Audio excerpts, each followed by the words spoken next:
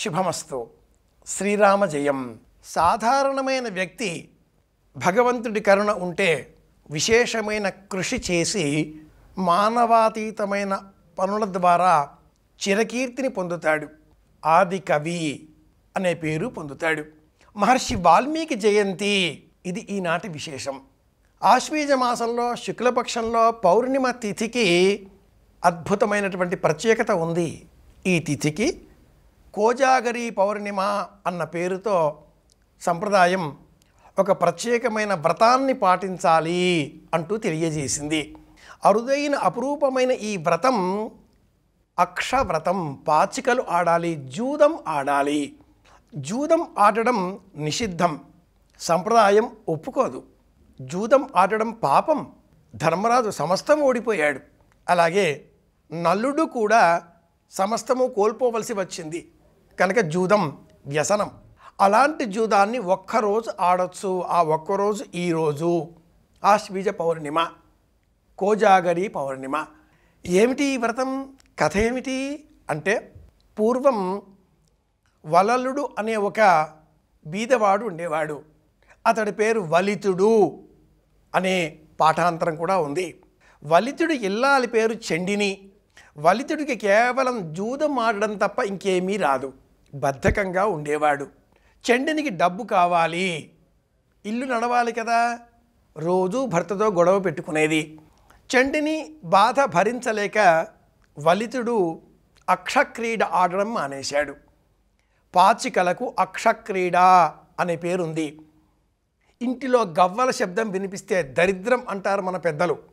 ఈ పౌర్ణిమ రోజున ఉదయం చండిని కోపపడడంతో బాధతో ఉన్న వలితుడు అలవాటు ప్రకారం శివనామస్మరణ చేసి ఓం నమ శివాయ ఓం నమ శివాయ అంటూ చెబుతూ ఇల్లు వదలి అడవులలో సంచారం చేయడం ప్రారంభించాడు. సాయంత్రం సమయానికి చిక్కని దట్టమైన ఒక అడవిలో ఒక శివాలయం కనిపించి లోపలికి వెళ్ళాడు.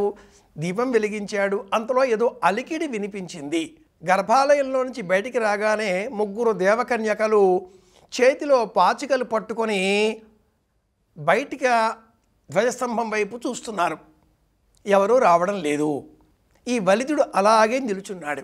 కాసేపాక ఆ ముగ్గురిలో ఒక అమ్మాయి లోపల వైపు తిరిగి చూచి, ఇక్కడ ఒక అతను ఉన్నాడుగా, మనకు 4వ చేయి సరిపోతుంది, మనం నలుగురం అక్షక్రీడ ఆడాలి అంటూ వలితుడిని ఆహ్వానించింది.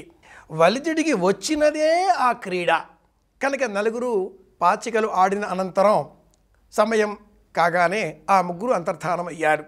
పరమేశ్వరుడు పరమేశ్వరి సమేతుడై వలితుడికి దర్శనమిచ్చాడు. ఆ ముగ్గురు కన్యకలకు కూడా దర్శనం ఇచ్చిన అనంతరం వారు ముగ్గురు వెళ్ళాక వలితుడు పరమేశ్వరుడిని ఏం కావాలో కోరుకోవడం తెలియక 2 చేతులు జోడించి నమస్కరించాడు.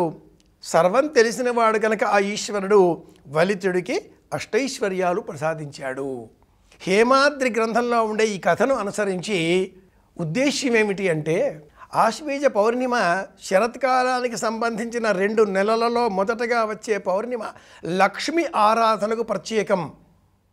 ఈరోజు పాచికల శబ్దం చెయ్యాలి రాత్రి.